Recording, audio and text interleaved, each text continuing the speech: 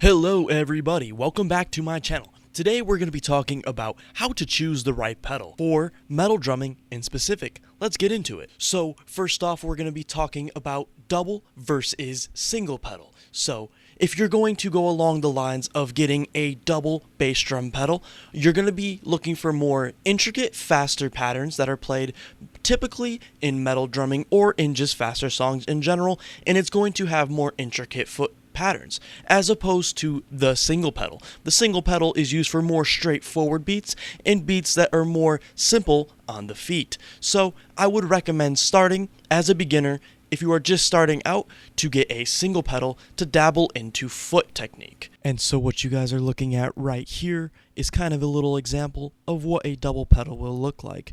You will have dual beaters with a slave pedal that connects through a drivetrain. So this would connect to a single bass drum, and you could use it as a double pedal as opposed to getting two separate single pedals. This pedal is also a direct drive pedal. So we're going to be talking about chain versus direct drive. Another thing to consider whether you want a chain drive or a direct drive pedal. Chain drive pedals are more common and tend to be more affordable, where direct drive pedals are more smoother and more responsive. If you are more serious about metal drumming, a direct drive pedal will be the way to go. Yes, they can be fairly expensive, but they will be a lot more responsive, and you'll be able to feel the pedal a lot better underneath your feet. So when you're looking at a chain drive pedal, you notice there is some slack in the chain, but it is basically a pedal connected with a chain to your beater. So there is slack that it can go up and down, as opposed to a direct drive pedal.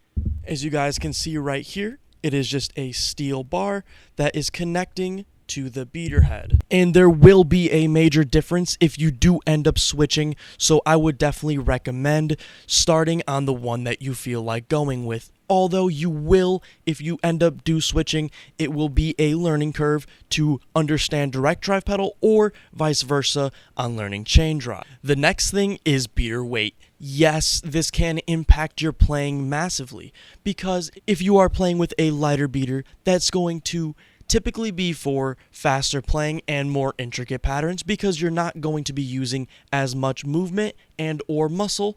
Also, you'll be getting a little bit quieter of a sound when you're using those lighter beaters.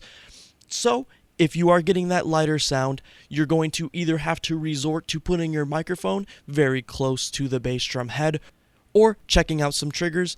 Typically, a lot of direct drive pedals already do come with triggers installed, so let's talk about heavier weight beaters. When you are using a heavier weight beater, you're going to notice that there is a lot more movement and a lot more pressure that needs to be applied to the pedal to play the note.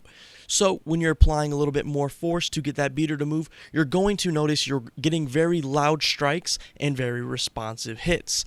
That will also kind of come at the cost of playing a little bit faster. So this is typically used for more slower things, but also very heavy hit. Next, and certainly not least, adjustability. You're going to have to mess around with your pedals to get the perfect settings and the settings that are most keen to you. That comes with adjusting your spring tension, your beater height, and your pedal height as well.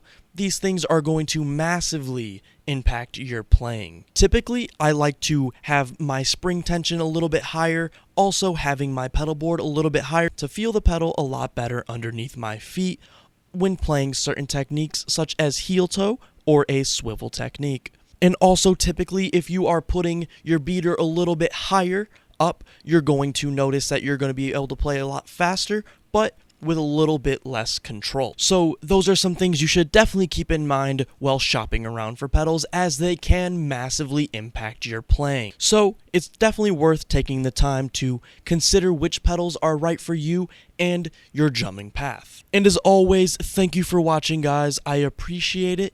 Also, make sure to hit the subscribe button and the post notification bell so you never miss one of my videos. And that being said, see you guys in the next video.